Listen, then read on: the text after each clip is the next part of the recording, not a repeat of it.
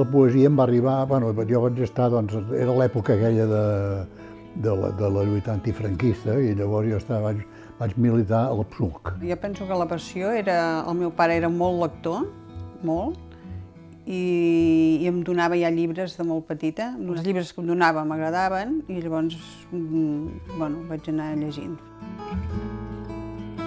He fet teatre, poesia, tal, però ja la meva base és la traducció, perquè m'ha servit molt per llenguatge, per adquirir llenguatge cada vegada més, no?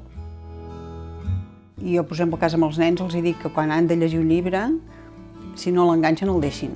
Clar, si agafen un interès per un llibre, ells continuen llegint, però si el llibre que agafen no els agrada, difícilment n'agafaran un altre. A partir de l'escola la gent ja pugui anar entrant en el món de la lectura, de la música, de la pintura. Catalunya té un gran patrimoni cultural, no?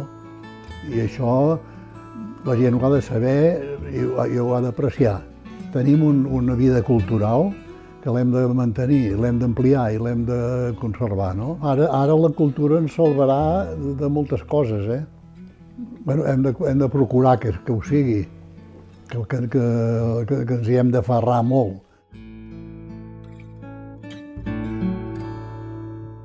Jo penso que és un pilar a la cultura i la cultura és la memòria també. I si es manté la cultura es manté la memòria.